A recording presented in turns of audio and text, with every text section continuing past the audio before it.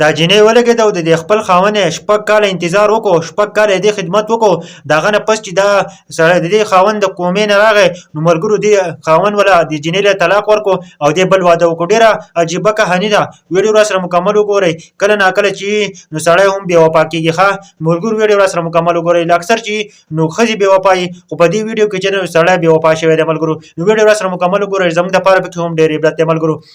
دا سړی چې دی نو دې په 2016 کې واده شوی و. د دې تعلق د ملیشیا سره دی او دې په 2016 کې واده شوی او دې چې کله واده وشو 2 کاله پس چې دی نو دې اکسیډنټ وشو. چې دې اکسیډنټ وشو نو دا کومه ته لاړ. چې دې کومه ته لاړ که نه دغه نه پس چې دی نو په 2024 کې چې دی نو دا واپس د کومه نه راووت. چې کله دا د کومه نه واپس راووته که نه دې خپلې ښځې له په هغه ټیم کې طلاق ورکړو او خپله ښځه چې دی نو خپلې زندګۍ نه لرې کړه او دې بله ښځه راوسته. دې چې کله بله ښځه راوسته که نه نو دې جینۍ چې دی نو شپږ کاله چې انتظار کړی او دې خپل خاوند خدمت کړی نو دې ورته ویلکم ووایو. د هغه نه پس چې ملګرو په دې ویډیو په باره کې تاسو څه وایئ که نه چې په که نه ډېرې زیاتې ویډیوګانې داسې دي چې راځي چې په هغه کې ښځه بې وفا وي. خو نن چې دا نن ما وکتله نو سړی بې وفا و ځکه چې ښځې وله شپږ کاله انتظار وکړو، شپږ کاله وله خدمت ورکړو. دا کومې ته لاړ او د هغه نه پس چې دی نو واپس راغی که نه او دې وله بیا هم انتظار وکړو خو دې خاوند ولګېده او د خپلې ښځې له په هغه ټایم سره طلاق ورکړو او زه چې دی نو بل واده یې وکړو. دې ویډیو په باره کې تاسو څه وایئ چې آیا دې هلک صحیح کار وکړو که ونه کړو؟ په کمنټ کې ضرور ولیکئ.